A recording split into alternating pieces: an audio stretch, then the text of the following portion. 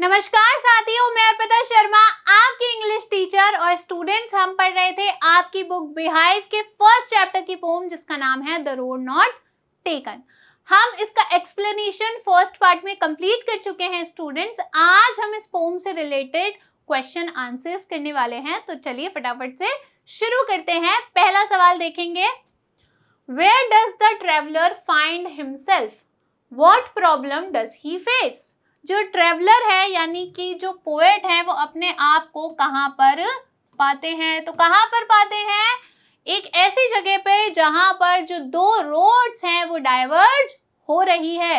किसके बीच में पाते हैं, दो चॉइसेस के बीच में, अफसर के बीच में फंसा हुआ पाते हैं।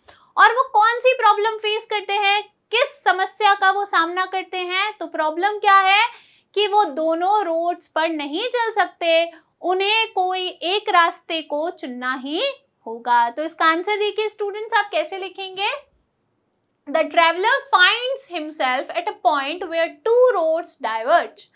जो हमारे पोएट हैं, जो ट्रेवलर हैं, वो अपने आप को एक ऐसे पॉइंट पर पाते हैं, एक ऐसी जगह पाते हैं जहां पर जो दो रास्ते हैं वो क्या हो रहे हैं, भिन्न हो रहे हैं, अलग हो रहे हैं, सेपरेट हो रहे हैं। His problem is that, उनकी समस्या ये है कि क्या प्रॉब्लम है, he cannot travel on both, कि वो दोनों पर नहीं चल सकते हैं। जाहिर सी बात है, क्या आप एक साथ दो रोड्स पर चल सकते हैं, नहीं। तो इसी तरीके से पोएट भी, जो ट्रेवलर हैं, वो भी दो रास्तों पर एक साथ नहीं चल सकते हैं। and has to decide on which road he should walk, और उनको तय करना है कि आखिर उन्हें कौन से रास्ते पर चलना चाहिए, यानी कि क्या निर्णय लेना चाहिए। नेक्स्ट क्वेश्चन देखेंगे, discuss what these phrases mean to you. नीचे कुछ फ्रेजेस दी गई हैं, उनका अर्थ क्या है ये बताना है। पहला देखिए, अ येलो वुड। तो अ येलो वुड क्या है स्टूडेंट्स, ऑटम सीजन में जो पेड़ होते हैं उनकी बात हो रही है। Next B, it was grassy and wanted wear. अब यहाँ पर इट किसके लिए आया है, रोड के लिए आया है, और रोड कैसी थी, ग्रासी थी, एंड वॉन्टेड वेयर। तो इसका मतलब क्या है, इस फ्रेज में क्या कहा गया है, क्या बताता है ये फ्रेज आपको, तो क्या बताती है कि जो रास्ता है वो बहुत कम लोगों ने चुना है, उसका उपयोग ज्यादा लोगों ने नहीं किया है, इसीलिए वो क्या है, अभी ग्रासी है। तो कुल मिलाकर क्या बता रहा है ये आपको, कि जो रोड है, जो चॉइस है, वो ज्यादा लोगों ने नहीं ली है, उसे ज्यादा लोगों ने नहीं चुना है, उसका ज्यादा लोगों ने उपयोग नहीं किया है उस रास्ते का। सी देखेंगे, द पासिंग देयर। अब द पासिंग देयर से मतलब क्या है, लोगों से है। किससे है, लोगों से, जो उस रास्ते पर चल रहे हैं। Leaves no step had trodden black, कि एक भी पत्ती जो है उस पर कोई चला नहीं है। अब इसका मतलब क्या है कि उस पत्ती पर, यानी कि उस रास्ते पर कोई भी नहीं चला है, इसीलिए वो जो पत्ती है वो कैसी है, एकदम ठीक है। ठीक है, next, how way Leeds on two way. इस फ्रेज का मतलब क्या है, तो ये फ्रेज हमें बताता है कि पोएट कहना चाह रहे हैं कि किस तरीके से एक जो रास्ता है वो आपको दूसरे रास्ते पर लेकर जाता है। कैसे लेके जाता है, एक निर्णय जो आप अभी लेंगे वो आपके फ्यूचर के आगे होने वाले जितने भी निर्णय हैं, डिसीजंस हैं, उनको क्या करेगा, उन पर असर डालेगा। तो यही ये फ्रेज आपको बताना चाह रहा है। तो देखिए इनके आंसर्स आप कैसे लिखेंगे students, a yellow would, a forest in the autumn season. क्या बताता है, येलो वुड का मतलब क्या है, a forest in the autumn season. पतझड़ के ऋतु में जो पेड़ होते हैं, जो जंगल होते हैं, वो कैसे होते हैं, उनकी जो वुड्स होती हैं, जो लीव्स होती हैं, वो कैसी हो जाती हैं, येलो हो जाती हैं। Next, it was grassy and wanted wear का मतलब क्या है, the road is grassy because it has been a less travelled road. वो जो रोड है वो ग्रासी है, क्यों ग्रासी है, क्योंकि उस पर कम लोग चले हैं। Thus it wants people to wear और मूव ऑन इट। तो इसीलिए वो जो रोड है वो क्या चाहती है कि उस पर लोग क्या करें, वॉक करें। ठीक है, आगे देखिए, द पासिंग देयर का मतलब क्या है, जो लोग उस रोड पर चल रहे हैं उनसे है। The leaves no step had trodden black, क्या बताता है, it indicates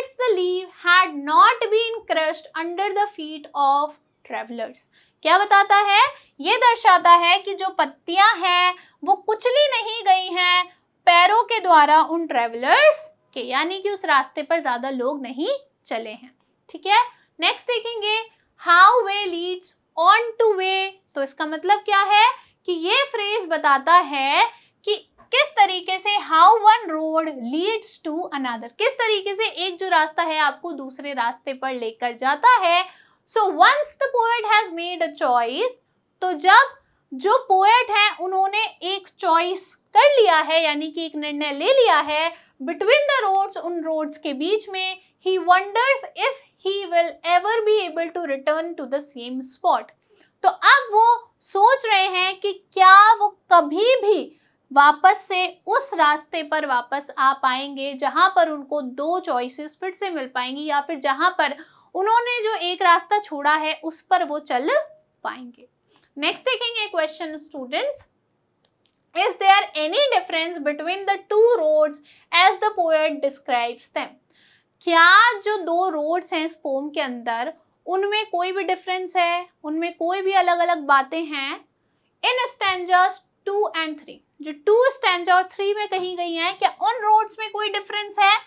in the last 2 lines of the pome, और लास्ट की जो 2 लाइन्स हैं जहां पर जो पोएट है वो अपना डिसीजन लेते हैं, वहां पर क्या रोड्स में कोई डिफरेंस बताया गया है? क्या कोई भिन्नता दिखाई गई है? तो ऊपर के जो स्टैंजा 2 and 3 है उसमें तो कोई डिफरेंस नहीं है। आपको याद हो तो हमने पढ़ा था कि दोनों ही रोड्स जो हैं वो कैसी लग रही हैं? इक्वल लग रही हैं। ऐसा लग रहा है कि दोनों पर ही जाओ तो रास्ता क्या है? सेम ही होने वाला है। दोनों ही जो रास्ते हैं ऐसा लग रहा है कि उन पे कम ही लोग चले हैं, और दोनों ही क्या चाहते हैं कि उन पर लोग चले। ठीक है, लेकिन जो लास्ट की लाइन्स हैं स्टूडेंट्स, जो लास्ट की 2 लाइन्स हैं वो हमें बताती हैं डिफरेंस। और भिन्नता क्या है कि पोएट ने कौन सा रास्ता चुना है जिस पर कम लोग चले हैं, लेस ट्रेवल्ड वाला। तो यानी कि दोनों रोड पे भिन्नता क्या है कि एक रोड तो वो है जिस पर ज्यादा लोग चले हैं, और एक रोड वो है जिस पर काफी कम लोग चले हैं। तो इसका आंसर देखिए स्टूडेंट्स, आप कैसे लिखेंगे? There is no difference between the two roads in stanzas 2 and 3. रास्तों में कोई भी भिन्नता नहीं है जो स्टैंजा 2 और 3 में बताए गए हैं। ठीक है, next, in the last 2 lines of the poem, the poet indicates a difference between the two roads as he tells that he opted for the less traveled. तो अंत की जो 2 लाइन्स हैं उसमें पोएट क्या करते हैं? एक भिन्नता बताते हैं। कैसे बताते हैं? कैसे पता चलती है हमें कि उन्होंने वो रास्ता चुना है, वो रास्ते को ऑप्ट किया है, यानी कि चुना है जिस पर कम लोग चले हैं या जो रास्ता कम काम में आया है। तो आपको पता चल गया कि 2 रास्तों में डिफरेंस क्या है कि एक रास्ते पे ज्यादा लोग चुने हैं, वो जो निर्णय है ज्यादा लोगों ने लिया है, और एक निर्णय जो है, एक जो चॉइस है, एक जो रास्ता है वो कम लोगों ने चुना है। नेक्स्ट देखेंगे, what do you think the last 2 lines of the pome mean. आपको क्या लगता है कि पोम की जो लास्ट 2 लाइन्स हैं वो आपको क्या बताती हैं? Looking back, does the poet regret his choice और एक्सेप्ट इट। और जब पोएट पीछे देखेंगे तो क्या वो अपनी चॉइस पर जो उन्होंने चुना है उस पर पश्चाताप करेंगे या फिर उसे स्वीकार कर लेंगे? तो लास्ट की लाइन्स तो हमें क्या बताती है कि पोएट ने कौन सा रास्ता चुना है जो कि लेस ट्रेवल्ड है। क्या चुना है स्टूडेंट्स? वो रास्ता चुना है जो कि क्या है? लेस ट्रेवल्ड है। अब क्या जो पोएट है वो अपनी चॉइस पर रिग्रेट करेंगे, पश्चाताप करेंगे, या उसे एक्सेप्ट कर लेंगे? तो देखिए, रिग्रेट तो उन्हें नहीं होगा, चाहे वो उसे एक्सेप्ट ना करें, लेकिन वो रिग्रेट नहीं करेंगे। क्यों नहीं करेंगे? क्योंकि ये डिसीजन उन्होंने खुद ने लिया है, और इस डिसीजन का फायदा क्या है कि इस पर उन्हें नई चीजें एक्सप्लोर करने का, देखने का मौका मिलेगा। इसलिए जब भी आप कोई चॉइस एक बार स्टूडेंट्स बना लें, यहाँ से आपको भी एक बात सीखनी है कि जब भी आप एक चॉइस बना लें तो फिर आपको उस पर रिग्रेट नहीं करना है, आपको उसको एक्सेप्ट करना है। आप चेंज करना चाहें, अगर आप चेंज कर सकते हैं, बदल सकते हैं तो बहुत बढ़िया बात है, नहीं बदल सकते हैं तो just go with the flow, पर रिग्रेट तो मत ही कीजिए। तो इसका आंसर देखिए स्टूडेंट्स, आप कैसे लिखेंगे? While the poet acknowledge that both paths were equally inviting and unknown. जो पोएट है वो ये बिल्कुल स्वीकार करते हैं कि जो दोनों ही रास्ते हैं वो एक समान ही हैं, दोनों ही उन्हें बुला रहे हैं और दोनों ही उनके लिए अननोन है। यानी कि उन्होंने पहले वो इन दोनों में से पहले किसी भी रास्ते पर नहीं चले हैं, तो दोनों ही रास्ते उनके लिए तो बिल्कुल अननोन है, वो नहीं जानते हैं। और क्योंकि दोनों ही रास्ते उनके लिए अननोन है तो बिल्कुल इनवाइटिंग भी है, उनको बुला भी रहे हैं, आमंत्रित भी कर रहे हैं। He opted for the less traveled one. तो उन्होंने कौन सा चुना है? जिस पर कि कम लोग चले हैं। This decision, ये जो उनका निर्णय है, as the final line suggests, जो कि हमें फाइनल जो लाइन है, अंत की जो कविता की लाइन्स है वो बताती हैं, a sense of acceptance. तो क्या है उनके अंदर कि उन्होंने स्वीकार किया है। इफ नॉट सेलिब्रेशन, अगर वो इस पर जश्न नहीं मना रहे हैं तो कम से कम उन्होंने इस पर वो रिग्रेट भी नहीं कर रहे हैं, पश्चाताप भी नहीं कर रहे हैं। उन्होंने अपनी चॉइस को क्या कर लिया है? एक्सेप्ट कर लिया है। जो भी आगे क्या आने वाले हैं, कॉन्सिक्वेंसेस आने वाले हैं, यानी कि आगे जितनी भी चुनौतियां आने वाली हैं उन सब को उन्होंने क्या कर लिया है? एक्सेप्ट कर लिया है। implying a sense of fulfillment or perhaps a profound realization about the nature of life. तो उनको एक बहुत गहरी समझ है नेचर को लेकर, अपनी लाइफ के नेचर को लेकर, और वो क्या है कि चाहे स्टूडेंट आप कोई सा भी रास्ता ले लो, आपको प्रॉब्लम्स तो चैलेंजेस जो हैं फेस करने ही पड़ेंगे। हो सकता है प्रॉब्लम्स ना फेस करनी पड़े, लेकिन आपको चैलेंजेस जो हैं, चुनौतियां जो हैं वो तो फेस करनी ही पड़ेंगी। आगे देखिए, Have you ever had to make a difficult choice? क्या आपको कभी भी एक मुश्किल चॉइस जो है, निर्णय जो है वो लेना पड़ा है? Or do you think you will have difficult choices to make? या फिर आपको लगता है कि कभी आपको जो difficult choice है वो लेनी पड़ सकती है? How will you make the choice? और किस कारणों से आप वो चॉइस बनाएंगे? देखिए, अभी तक तो स्टूडेंट्स आई थिंक कि आप क्योंकि अभी 9th क्लास में हैं, तो आई होप और आई थिंक कि आपको कभी भी डिफिकल्ट सिचुएशंस का सामना नहीं करना पड़ा होगा। अब हर दिन छोटी छोटी ऐसे हर बच्चे के लेवल के अनुसार, स्तर के अनुसार हर बच्चे की अलग अलग क्या होती हैं? प्रॉब्लम्स होती हैं, अलग अलग सिचुएशंस होती हैं। तो बिल्कुल ये भी नहीं कह सकते कि आपने शायद कभी भी डिफिकल्ट सिचुएशंस का जो है सामना नहीं किया होगा।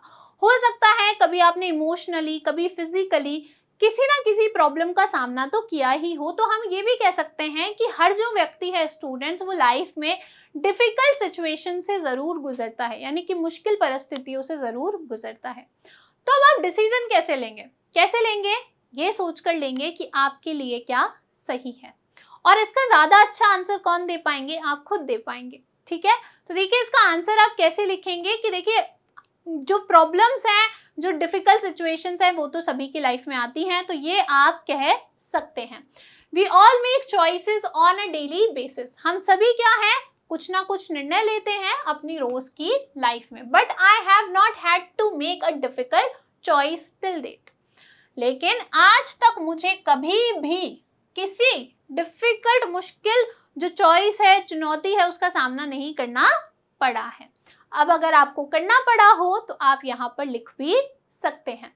In today's world, people have numerous alternatives. आज की लाइफ में स्टूडेंट्स, लोगों के पास बहुत सारे अलग अलग alternatives हैं। ठीक है, अगर उनको एक चीज ठीक नहीं लग रही है तो वो दूसरी तरीके से चीज को कर सकते हैं। But the decision should be taken after considering all the ins and outs of the situation. लेकिन स्टूडेंट्स, जब भी आप कोई भी निर्णय ले रहे हैं तो आपको उस डिसीजन के, वो जो निर्णय आप ले रहे हैं, उसकी जितनी भी अच्छाइयाँ हैं, जितनी भी बुराइयां हैं, उन सब को एक बार क्या कर लेना चाहिए? उन सब पे एक बार विचार कर लेना चाहिए।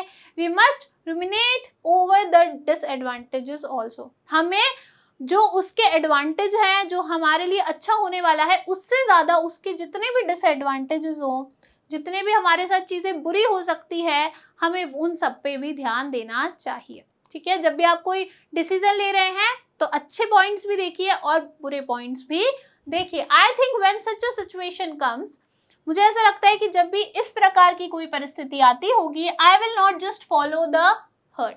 तो मैं कभी भी जो भेड़ चाल है उसको फॉलो नहीं करूंगा। यानी कि मैं ऐसी आशा करती हूँ कि आप लोग कभी भी वो डिसीजन नहीं लेंगे जो कि सब ले रहे हैं। वो अगर आपके लिए सही है तो ही लीजिए, वरना वो भेड़ चाल मत चलिए कि सबने ये डिसीजन लिया है तो मैं भी ले लेता हूँ। I will think it through and just like the poet, if required, I will take up the unexplored path. तो मैं क्या करूँगा कि मैं उसके बारे में अच्छे से सोचूंगा और अगर जरूरत पड़ी पोएट की तरह तो उसी रास्ते को चुनूंगा जिस पे कि ज्यादा लोग ना चले हों। अब बताइए इसका मतलब क्या है। देखिए, मान लीजिए कि सारे बच्चे आपकी क्लास में 11th में आ गए, तो सारे बच्चे क्या ले रहे हैं, आर्ट्स ले रहे हैं या साइंस ले रहे हैं या कॉमर्स ले रहे हैं। आप सोचेंगे अरे मैं तो अकेला रह जाऊंगा, मैं तो अकेली रह जाऊंगी, तो मैं क्या करती हूँ, ये सब ले रहे हैं, मेरे सारे दोस्त साइंस स्ट्रीम में जा रहे हैं तो मैं भी वहीं चले जाता हूँ। तो इससे क्या होगा, क्या वो आपके लिए सही डिसीजन है? क्या आपको साइंस में, मैथ्स में या आर्ट्स में या कॉमर्स में कहीं इंटरेस्ट है? अगर नहीं है तो ये आपकी लाइफ के लिए क्या हो सकता है, फ्यूचर के लिए एक बुरा डिसीजन हो सकता है जो कि आपको नहीं लेना है। तो आप कोई भी डिसीजन लें स्टूडेंट्स, आपको उसको अच्छे से सोचना है और अगर जरूरत पड़े तो वो रास्ता अपना लीजिए जो कि बहुत कम लोग अपनाते हैं। बाकी अगर आपके और कोई व्यूज हैं इस आंसर के ऊपर तो आप खुद अपना आंसर लिख सकते हैं। ठीक है, नेक्स्ट क्वेश्चन देखेंगे students. After you have made a choice, do you always think about what might have been or do you accept the reality? जब भी स्टूडेंट्स आप कोई निर्णय ले लेते हैं तो उस निर्णय को लेने के बाद क्या आप सोचते हैं कि क्या हो सकता था? मान लीजिए कि ये दो रास्ते जा रहे हैं, आप यहाँ खड़े हैं, अब आपने ये वाला रास्ता चुन लिया, तो क्या आप इस रास्ते पे चलते चलते सोचेंगे कि अरे यार अगर मैंने ये वाला रास्ता चुना होता तो क्या ज्यादा अच्छा रहता? या फिर आप जो सच्चाई है उसको स्वीकार कर लेते हैं, या फिर आप ये सोचते हैं कि चलो उस रास्ते पे कुछ भी होगा, मैंने ये चुना है तो ये रास्ता ठीक है, अब जो भी चैलेंजेस, चुनौतियां मेरे सामने आएंगी उनका मुझे सामना करना ही है। तो मुझे पता है कि आप सब बहुत समझदार हैं, तो आप क्या करते होंगे, आप रियलिटी को एक्सेप्ट करते होंगे। क्या करते होंगे, जो निर्णय आपने ले लिया है उसी के बारे में सोचते होंगे। जो पीछे छूट गया वो तो पास्ट हो गया, तो पास्ट के बारे में तो सोचना नहीं है। किसके बारे में सोचना है हमें, प्रेजेंट के बारे में सोचना है, वर्तमान के बारे में सोचना है। तो इसका आंसर देखिए स्टूडेंट्स, आप कैसे लिखेंगे, one should live in the present and not in the past. इंसान को कैसे जीना चाहिए, वर्तमान में जीना चाहिए, भूतकाल में नहीं जीना चाहिए। जो हो गया सो हो गया। The philosophy of is the key to attaining success. जो फिलॉसफी है, जो दर्शन है, किसका, आज का, इसका मतलब क्या है यहाँ पर, आज से, वही क्या है, आपकी सफलता की चाबी है। Its hurdles are to be crossed bravely. अब उसके रास्ते में जितनी भी मुश्किलें आएंगी उनका सामना आपको बहुत अच्छे से करना होगा, निडर होके करना होगा, क्योंकि वो रास्ता आपने चुना है। One must not feel nervous and get dejected in the trying circumstances. जब भी आपने कोई निर्णय ले लिया है स्टूडेंट, डिसीजन ले लिया है, तो फिर अब उसके बारे में आपको बुरा फील करने की या फिर उसके आगे जितनी भी परिस्थितियां आ सकती हैं उन सब के बारे में सोचकर आपको नर्वस नहीं होना है, परेशान नहीं होना है, उदास नहीं होना है। On some instances, one needs to be confident about the choice he she makes. आपको एक क्षण पे तो कम से कम क्या करना होगा, कॉन्फिडेंट रहना होगा, आत्मविश्वास के साथ रहना होगा जो भी निर्णय आपने लिया है उसके ऊपर। Accepting the reality is the best way to overcome any situation. अपनी सच्चाई को स्वीकार कर लेना किसी भी परिस्थिति से उभरने का सबसे अच्छा तरीका है। अगर आप उस परिस्थिति में उलझ कर रह जाएंगे, अगर आप ये सोचेंगे कि अरे अगर मैं वो चुन लेता तो ठीक रहता, अगर मैं ये कर लेता तो ठीक रहता, अरे अब ले लिया डिसीजन, अब ले लिया तो जो ले लिया सो ले लिया, अब वही करना है जो आपने चुन लिया है, जो आपने निर्णय लिया है। ठीक है, तो इस लाइन को बहुत अच्छे से याद रखेंगे, accepting reality is the best way to overcome any situation. जब आप सच्चाई को स्वीकार कर लेते हैं तो आप किसी भी परिस्थिति से उभर सकते हैं। ठीक है, आई होप आपको ये पार्ट अच्छा लगा होगा और अच्छे से समझ आया होगा। Thank you.